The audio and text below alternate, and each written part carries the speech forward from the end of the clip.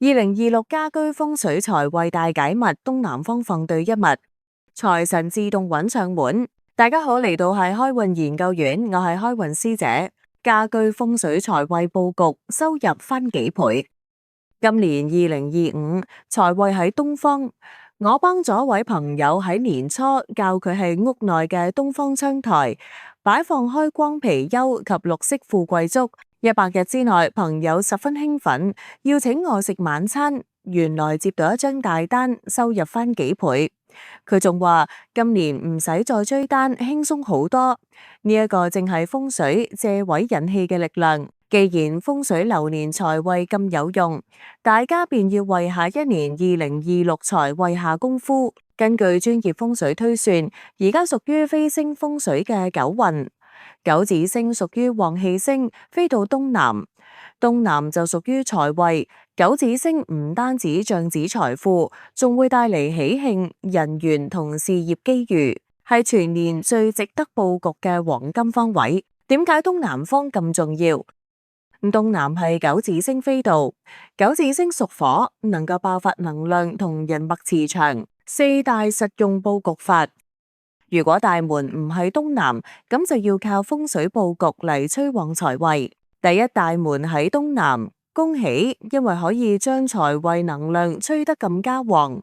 方法就係大門旁邊擺放貔貅。第二，房間喺東南，可以喺床頭或者書台擺放小型貔貅，頭向房門，對房間休息，家人可以催旺財運。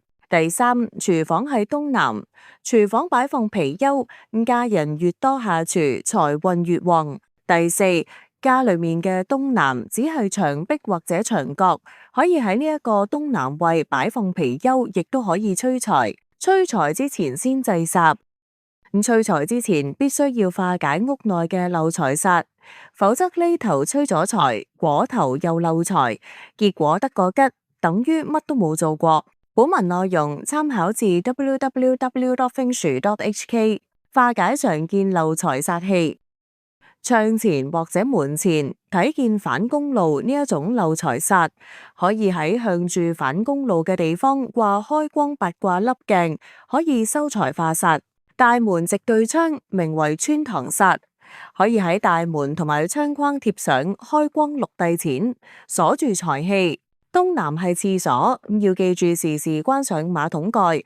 廁內擺放3盆小綠色植物，作用係消陰長陽。仲有，記得把廁所嘅燈膽改為慳電燈。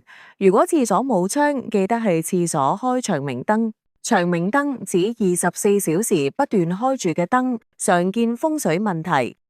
開運師姐師承風水玄學大師白鶴鳴屈指一數，同大師學習都幾十年。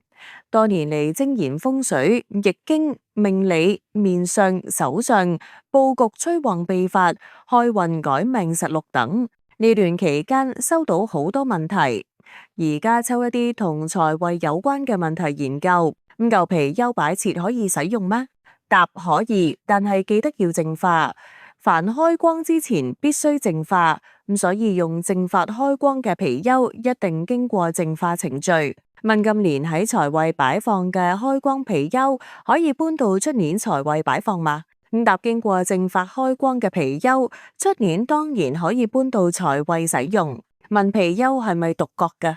答貔貅唔一定係獨角㗎，但獨角係其中一種造型，亦都係最容易分辨嘅造型。咁所以如果大家購買貔貅，亦都建議選擇獨角㗎。歡迎點讚、訂閱、分享。我係開運師姐，祝出年財運亨通，下期再見，拜拜。